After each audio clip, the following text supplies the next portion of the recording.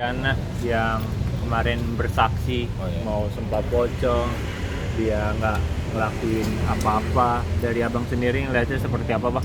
Ada yang ngeri pocong-pocong nggak? Ada ngeri ya? Jadi saya sendiri sebenarnya nggak ngerti itu sumpah pocong. Saya justru makanya bingung ya kalau seandainya ada penegak hukum ya, polisi, saya siap sumpah pocong.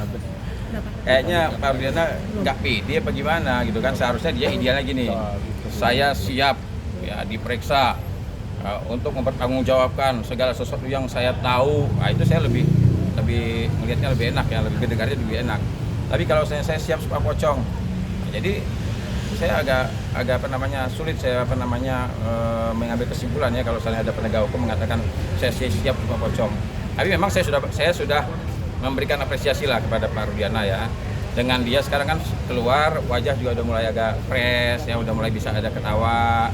Nah, saya memberikan apresiasi Pak Rudiana dengan muncul ke media, sudah berani muncul dengan waktu yang lama ya. Nah, terus juga ada kalimat yang saya sangat suka sama Pak Rudiana.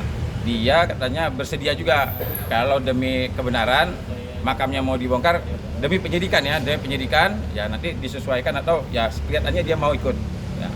Dan dia juga mengatakan bahwa yang meninggal itu benar-benar anaknya Eki ya. Saya intinya gini, kemunculan Pak Rudiana saya kasih jempol 2.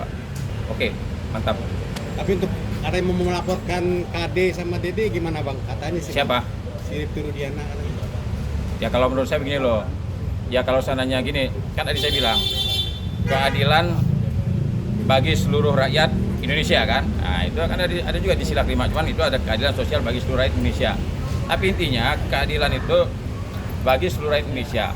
Nah, kalau seandainya apa yang dilakukan oleh Kang Deddy ya, dia melakukan investigasi lah atau wawancara dan sebagainya. Kalau menurut saya Kang Deddy juga punya kewajiban juga menegakkan keadilan dengan caranya. Nah, kalau seandainya dia sebagai politisi ya dengan caranya. Mungkin dia menjumpai saksi, wawancara dan sebagainya. Kan dia bukan pengacara.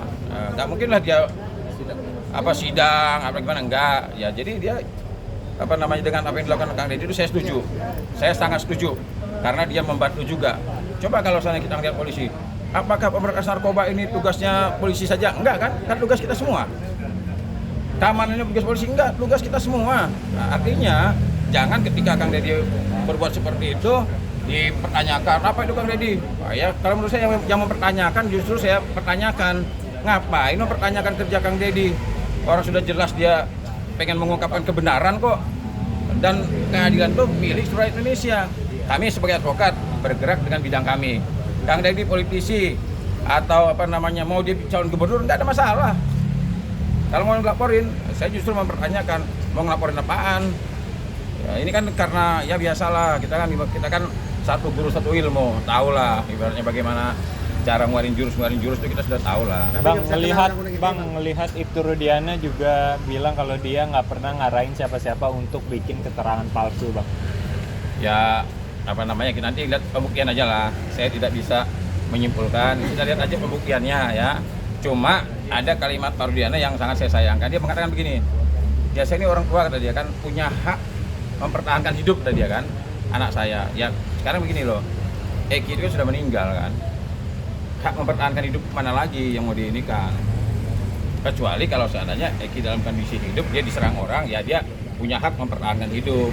Nah yang saya ingin mempertegas itu harusnya Pak Rudiana, kalau dia kan seorang polisi, tahu ketika ada peristiwa dugaan pembunuhan atau dugaan tindak pidana lainnya kan ada polisi, lapor polisi aja biar nanti dilakukan penyelidikan dan penyidikan.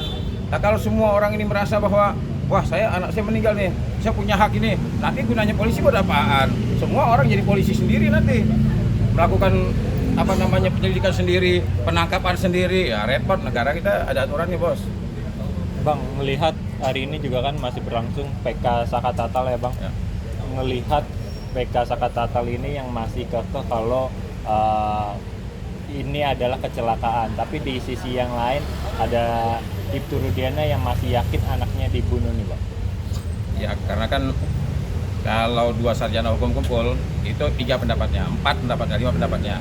Apalagi kalau seandainya orang hukum kumpul 10, bisa 100 pendapatnya, wajar lah.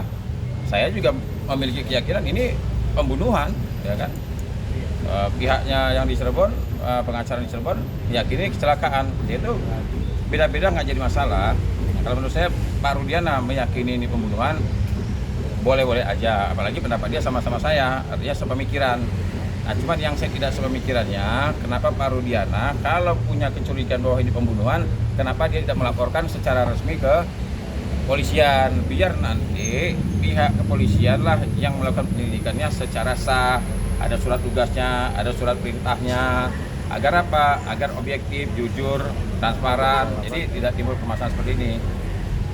Komentar dong masalah, siapa yang tahu Pak Pocong? Halo. Oke.